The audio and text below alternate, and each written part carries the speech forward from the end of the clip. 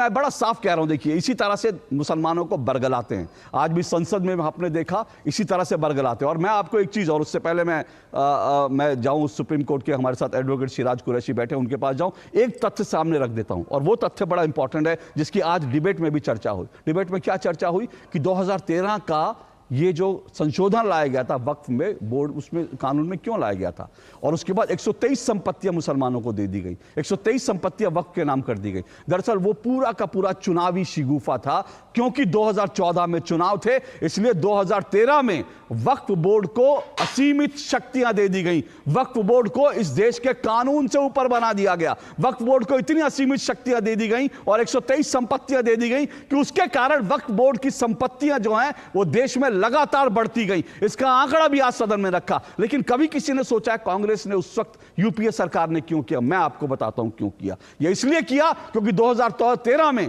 नरेंद्र मोदी जो है कांग्रेस के सामने, यूपीए के सामने चुनौती थे, और नरेंद्र मोदी को रोकने के लिए, नरेंद्र मोदी प्रधानमंत्री ना बने, इसके लिए कांग्रेस ने अपना मुस्लिम कार्ड खेला। और जब यह सब हो गया उसके बाद नतीजा क्या हुआ ये देखिए।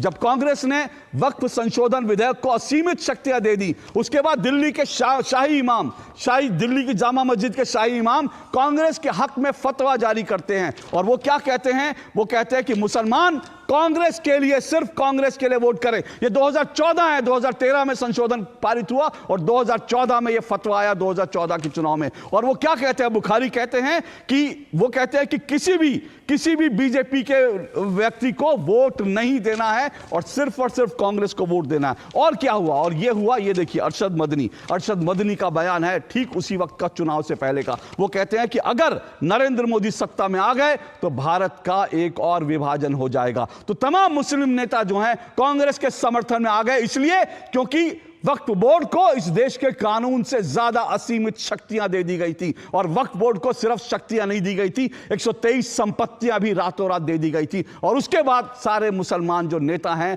जो कट्टरपंथी नेता है, मौलाना है, वो मोदी के खिलाफ और कांग्रेस के समर्थन में उतरा। ये पूरा का पूरा खेल था।